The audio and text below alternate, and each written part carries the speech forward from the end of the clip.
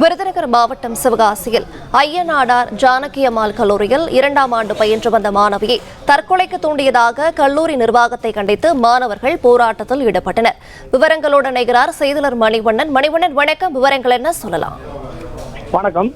விருதுநகர் மாவட்டம் சிவகாசியில் தனியார் கல்லூரியான ஐயனாடார் ஜானகி அம்மாள் கல்லூரியில் 2ஆம் ஆண்டு பயின்று வருகின்ற சோலைராணி என்ற மாணவி தன்னுடன் பயிலும் சக மாணவரை காதலித்து வந்ததாகவும் அவருடன் இணைந்து எடுத்த புகைப்படம் வைரலானதை அடுத்து மாணவி மற்றும் மாணவியின் பெற்றோரை அழைத்து கல்லூரி நிர்வாகம் கண்டித்ததால் மன உளைச்சல் அடைந்த மாணவி சோலைராணி யாரும் இல்லாத தூக்கிட்டு தற்கொலை செய்து கொண்டார்.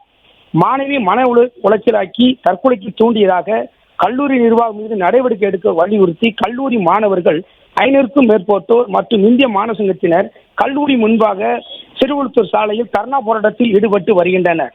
காவல்துறையினர் சம்பவ இடத்தில் தற்போது அங்கு இருந்து பாதுகாப்பில் ஈடுபட்டு வருகின்றனர். கல்லூரி நிர்வாகம் கல்லூரி மாணவரிடம் பேச்சுவார்த்தையில் ஈடுபட்டு வருகின்றனர். தற்போது சம்பவ இடத்தில் விவரங்களை வழங்கியமைக்கு நன்றி.